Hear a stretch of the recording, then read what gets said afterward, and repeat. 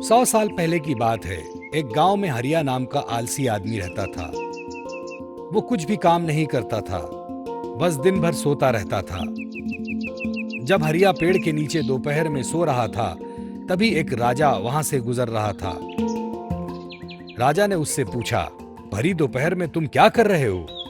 हरिया बोला, कुछ खास नहीं महाराज, बस थोड़ा सा आराम कर रहा हूं। इस पर राजा बोले, अच्छा, खासे जवान हो, कोई काम क्यों नहीं करते? घर वालों की मदद हो जाती। हरिया झट से बोला, मुझे कौन काम देगा महाराज? मेरे शत्रुओं ने सबको ये कह रखा है कि मैं कोई भी काम समय पे पूरा नहीं कर सकता। इस पर महाराज बोले, तो ठीक है, सूरज छिपने से पहले तुम मेरे खजाने में से जितना धन चाहो ले लो। ये सुनते ही हरिया झट से अपने घर की ओर भागा। घर जाते ही उसने पत्नी को सारी हकीकत बताई। इस पर पत्नी बोली, अभी जाओ और सोने के सिक्के और रत्न ले आओ। अरे भगवान, मैं अभी नहीं जाऊंगा, पहले मुझे खाना दो। सो सो के मैं बहुत थक गया हूँ, बहुत भूख लगी है। खाना खाने के बाद चला जाऊंगा, कौन सी जल्दी है? आलसी हरिया ने कहा। फिर पत्नी ने उसे खाना परोसा। हरिया ने बड़े चाव से खाना खाया। खाना ज्यादा खाते ही वो सुस्त हो गया और फिर आधा घंटा झपकी ले ली। फिर दोपहर के बाद उसने कुछ थैले लिए और वहां से चला गया। चलते चलते रास्ते में बहुत गर्मी लगने लगी और आराम करने के लिए वो एक पेड़ के नीचे बैठ गया। 2 घंटे बाद जब जाने के लिए उठा, एक आदमी जादू का करतब दिखा रहा है। वो वहां 1 घंटा जादू के करतब देखता रहा। जब उसे याद आया कि राजा के पास जाना है, तो वहां से निकला और आगे जाते ही उसे कुछ दोस्त रास्ते में मिल गए। अरे हरिया, इतनी छुपके कहां जा रहा है? हरिया बोला, कुछ खास नहीं, राजा ने बुलाया है इसलिए जा रहा हूं। इस पर एक मित्र ने कहा, अरे भाई, चले जाओगे, इतनी जल्दी भी क्या है? आओ थोड़ा गप्पे लड़ाते हैं, बहुत दिनों बाद मिले हो, फिर बाद में चले जाना। फिर वो सब बातें करने लगे। बहुत वक्त गुजरने के बाद उसे याद आया कि राजा के पास जाना है। फिर वो वहां से निकला। जब हरिया महल तक पहुंचा तो सूरज छिपने का समय हो चुका था। महल के दरवाजे बंद हो चुके थे। हरिया ये देखकर खुद से बोलने लगा, हे भगवान, ये मैंने क्या किया? एक सुनहरा मौका मेरे हाथों आया था, मैंने उसे छोड़ दिया। कितना आलसी हूं मैं। हरिया को देख एक सिपाही उस पे हंसने लगा। तो बच्चों, क्या समझे इस कहानी से? हमें हमेशा समय की कद्र करनी चाहिए, समय की कीमत पहचाननी चाहिए, हमेशा वक्त पर काम करना चाहिए।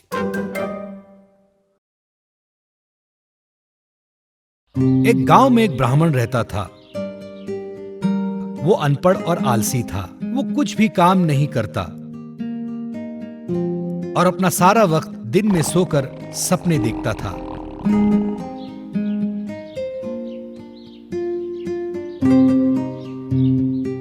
लोगों के घर जाकर भिक्षा मांगकर अपना पेट पालता।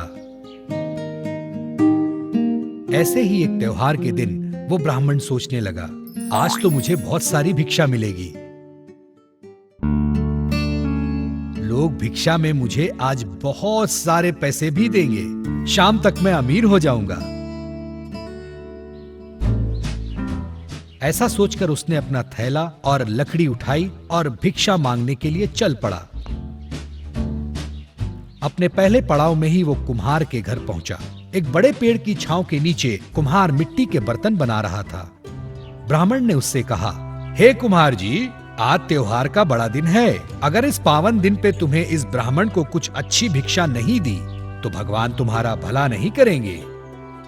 इस पर कुम्हार बोला, अगर तुम्हें चाहिए तो इसमें पड़ा कोई भी मिट्टी का बर्तन तुम ले सकते हो। ब्राह्मण ने झट से मिट्टी का बर्तन उठाया और वहां से चल दिया।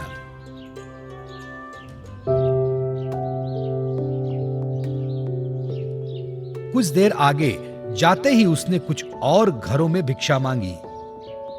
क्योंकि त्योहार का दिन था, सबने उसको बहुत सारी भिक्षा दी। दोपहर होने तक उसकी पोटली लड्डू, गुड़ और तमाम चीजों से भर चुकी थी। वो बहुत खुश हुआ, परंतु काफी देर चलने से उसके पैर दुखने लगे। घर लौटते समय फिर से उस कुम्हार के घर पहुंचा।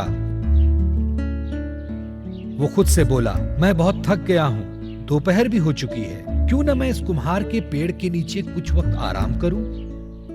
ऐसा सोचते ही वो पेड़ की छांव में लेट गया। उस जगह बहुत सारे मिट्टी के बर्तन थे जो सूखने के लिए रखे गए थे। जैसे ही वो सोने लगा, सपने में वो सोचने लगा, आहा आहा हा हा, आज मैंने बहुत कमाई की है। सवेरे सवेरे इस कुम्हार ने मुझे मिट्टी का घड़ा दिया। अगर मैं पोटली में दी हुई भिक्षा इसमें भर दूं,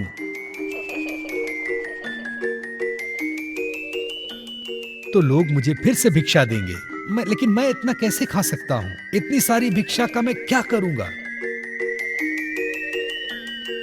इसीलिए जो बची भिक्षा है वो बाजार में बेच दूंगा। जो पैसे मिलेंगे उससे मैं और मिट्टी के बर्तन खरीदूंगा और उनको भी बेच दूंगा।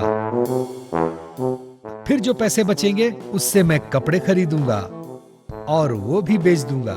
इस प्रकार व्यापार करते रहूंगा तो मैं जल्द अमीर बन जाऊंगा। फिर अपने लिए घर बनवाऊंगा तो मुझे शादी के लिए सुंदर लड़कियों के रिश्ते भी आएंगे। राजा की तरह मैं भी 4 शादियां करूंगा। लेकिन 4 शादियां करने से पत्नियों में झगड़े होंगे। फिर वो चारों मेरे पास शिकायत लेकर आएंगी। वो ब्राह्मण दिन में सपने देख रहा था। अरे क्यों ये चारों आपस में लड़ रहे हैं? उन्होंने ये मेरे पास की लकड़ी नहीं देखी क्या? मैं ये लकड़ी लूंगा और जोर जोर से सब पत्नियों को पीटूंगा। ब्राह्मण पेड़ के नीचे दिन में सपने देख रहा था। उसने उसके पास की लकड़ी उठाई और इर्द गिर्द घुमाने लगा। वो लकड़ी मिट्टी के घड़ों पर पड़ी तो सारे मिट्टी के बर्तन टूटने लगे। इतना ही नहीं, जिस घड़े में भिक्षा भरी थी उस पर भी लकड़ी की मार पड़ी, वो भी टूट गया। सारी भिक्षा मिट्टी में मिल गई, लड्डू भी मिट्टी में मिल गए। इधर जब कुम्हार ने मिट्टी के घड़े टूटने की आवाज सुनी तो वो सोचने लगा, भरी दोपहर में कौन सा जानवर घर घुस आया है। उसने एक लकड़ी उठाई और जहां घड़े रखे थे वहां पहुंचा। उधर उसने देखा कि ब्राह्मण उसके बर्तन तोड़ रहा है। ये देखकर कुम्हार को बहुत गुस्सा आया और बोला, तुम्हारी हिम्मत कैसे हुई मेरे बर्तन तोड़ने की? अब देखो मैं तुम्हारा सर फोड़ता हूं। ये बोलते ही कुम्हार ब्राह्मण को मारने लगा। ब्राह्मण बोला, तुमने तो सिर्फ कुछ बर्तन खोए हैं, मेरी तरफ देखो।